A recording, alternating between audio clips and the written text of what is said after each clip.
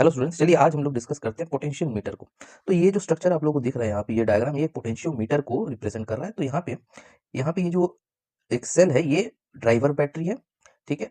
A B जो है ये वायर है, और हम लोगों ने यहाँ पे कनेक्ट करके एक सेल लगाया है जिसकी कि ईएमएफ है ई, साथ में एक गैल्वेनोमीटर है, और यहाँ पे ये पॉइंटर है, ठीक है। जब हम लोग इस वायर के ऊपर इस पॉइंटर को मूव करेंगे, ठीक है, तो क्या होगा, इस वायर के लेंथ के अक्रॉस एक पोटेंशियल डिफरेंस जनरेट होगा, जिसे कि मैंने वी नॉट का है, ठीक है। तो पोटेंशियोमीटर करता क्या है एक्चुअली? पोटेंशियोमीटर का जो प्रिंसिपल है वो क्या करता है, वो बताता है कि वायर के अक्रॉस जो पोटेंशियल ड्रॉप होता है, वो पोटेंशियल ड्रॉप टोटली प्रोपोर्शनल होता है उस वायर के लेंथ के ऊपर, ठीक है। ये है basic fundamental principle of potentiometer. इसे और थोड़ा डिटेल में समझते हैं। मान लीजिए ये जो ए बी वायर है, इस वायर का रेजिस्टेंस है कैपिटल आर, लेंथ है एल, और एरिया ऑफ क्रॉस सेक्शन है ए। तो हम लोगों को पता है कि R equal to rho L by A होता है।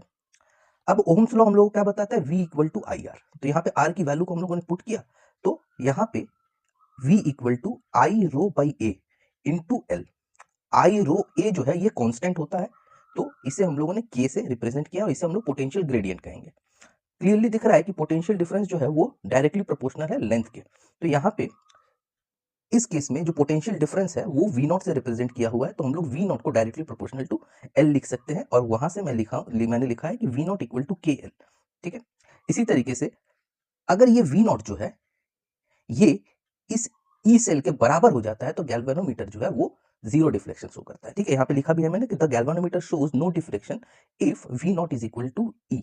तो यहाँ पे वी नॉट की जगह नो डिफ्लेक्शन केस में हम लोग ई लिख सकते हैं। तो ये इक्वेशन हम लोगों के पास यहाँ पे आई है, that is E equal to K L, where K is potential gradient. Hence the length L is called balancing length of the potentiometer wire, ठीक है।